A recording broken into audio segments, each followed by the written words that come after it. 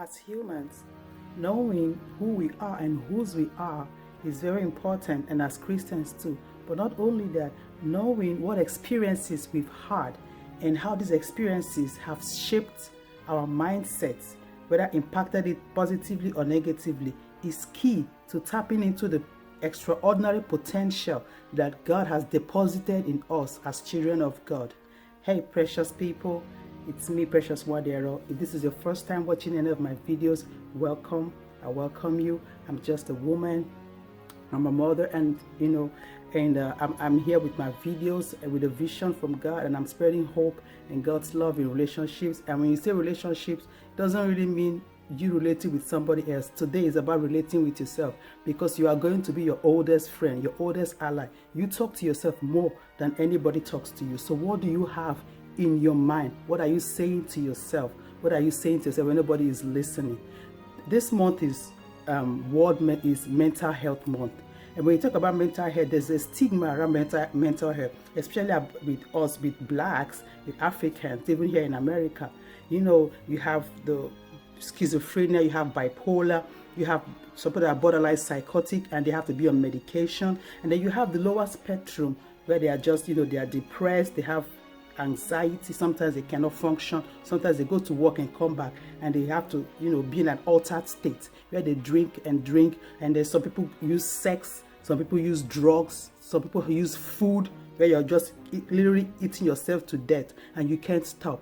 And sometimes because of exposure to maybe childhood trauma, is pain, maybe it's the economy, is things happening, or just life happening, and it's breaking you down mentally. When we are sick, when your tooth is aching, you go to the doctor, you see the dentist. When your eye hurts, you go to the ophthalmologist. When your ear hurts, you go to the ENT doctor.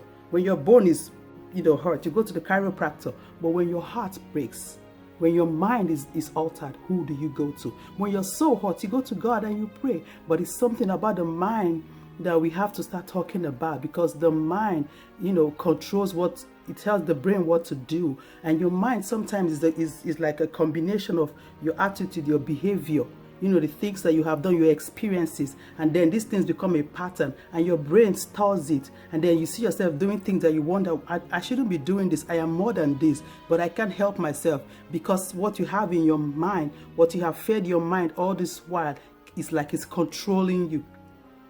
In mental health, the stigma about mental health makes people, they don't talk about it. Like when I had my second child, I had a very terrible pregnancy, and for 3 weeks I hurt so much I couldn't lie down. I sat up with C-section, sat up for 3 weeks, and I almost lost my mind. I had to see a therapist, and I also had to go. I went to the church. The pastor actually gave me the number to a therapist. I had a paid one, I had a free one, because I had to work on my mind. It's a lot of things that you do sometimes, you don't know why you're doing them. It's because your mind has been altered. You have to pray about it, because I know God said He's upholding us in His right hand of righteousness. And yes, we have to pray, but sometimes we need extra help. We need to seek help. In America right now, they say 1 in 4 people have either been depressed or know somebody that is depressed. And then in Africa, mental health is not even talked about. It's shunned. They look at you sideways if you say you're depressed. They look at you sideways. They say, oh, you don't have to talk about it. Just sweep it under the carpet. And then people are suffering. And they have, Nigeria, for example, is almost 200 million, but they have just 130 psychiatrists. So they don't even budget nothing for mental health. And this is an economy that people are suffering. There's no food, there's no water, there's no electricity, no good road, no job. 100% graduate unemployment that can literally frustrate you. You don't know where your next meal is coming from, and that can just mess up with your psychic and your mind. And then people that try to commit suicide, can you imagine? They can serve up to 1 year in prison. Somebody is mentally ill and they try to commit suicide, and your help to them is to put them in prison. You are punishing them for being sick. That is because they don't really want to accept the fact that these things exist. We are not just carnal human beings. There's a lot of things that God used to make us up. And until we start, addressing these things one by one, I don't know where we're going to go from there.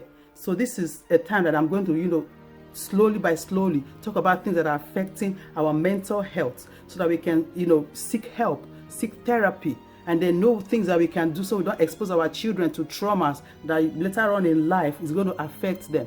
Speak Call your friends on the phone. If you know somebody that is hurting, especially in this period, pick up the phone and call them and check on them and let them know that they are not alone in whatever struggle they are going to. Let them know that they are there if they need help, that they can reach out to you. And you also, it's time for you to also sit back and think of your experiences and why you do the things you do, why you are reactionary or reactive, why you're always offensive or defensive, and why we say some things that we think is just typical. No, this is because our mindset has been altered by one experience or the other. And until we begin to have a mindset shift to change the information we have in our mind, our state we are not going to be able to achieve what God wants us to be. So I'm going to make more videos about mental health up to depression, which is especially postpartum depression, which I know many mothers go through, but because of fear of stigma, we don't want to talk about these things. And also men also go through this depression, but because the culture has been for men to be, they say a man should be emotionally mature, a man shouldn't cry, a man doesn't cry. Why they are men, they are flesh and blood, they bleed blood. Why shouldn't they cry? They're not human beings. We make men and they just bottle up everything inside them. And that is not fair. The woman also bottles it up. I heard of a woman that's killed her husband. She snapped. This is not just ordinary. This is years and years of emotional, psychological, and mental torture. And one day she snapped. That is it. She snapped. And I hope this will start a conversation, and we're going to drop our comments below and have a conversation about this, because our mental state is very, very, very important, and I want us to start addressing these things. And I also unpack, and I hope you guys will also join me to unpack. And I will see you guys in the next video, okay? I love you guys, my precious people. Thank you for watching this video. God bless you and good night.